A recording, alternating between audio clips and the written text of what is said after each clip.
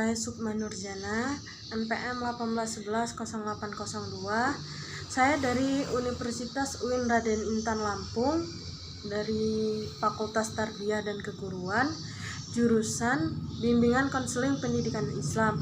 Saya akan memenuhi tugas ujian akhir semester mata kuliah Konseling Multikultural atau Konseling Lintas Budaya yang diampu oleh dosen Hardiansyah Masya MPD yang bertemakan tentang respectful dalam konseling multikultural.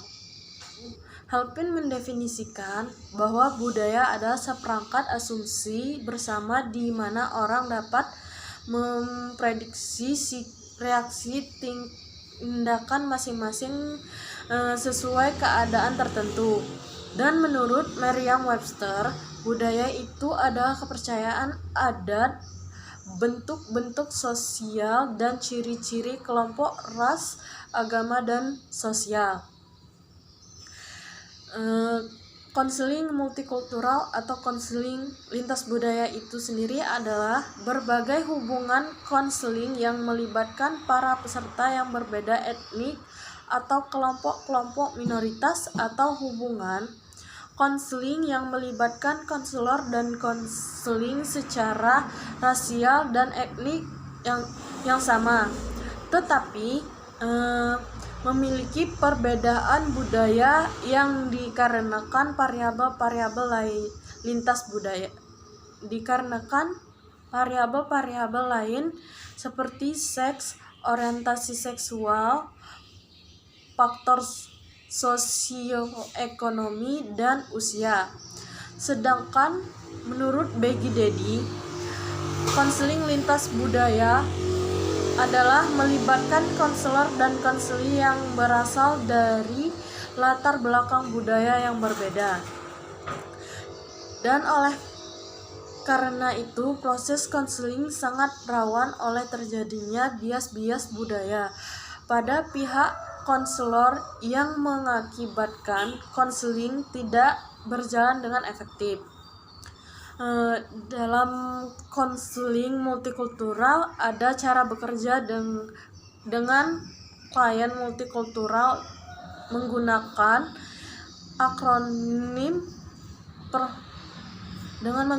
akronim respectful, di mana dalam akronim respectful ini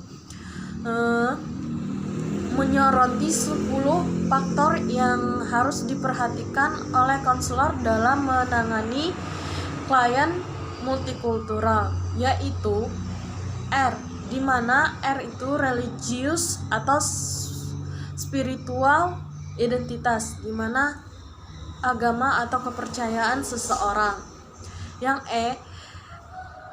E economic class background, di mana latar belakang ekonomi. Yang S seksual identitas, jenis kelamin. P physiological development, di mana perkembangan psikologis. Yang E ethnic atau racial identitas, etnis atau identitas rasial. Yang C chronological disposition, disposisi kronologis.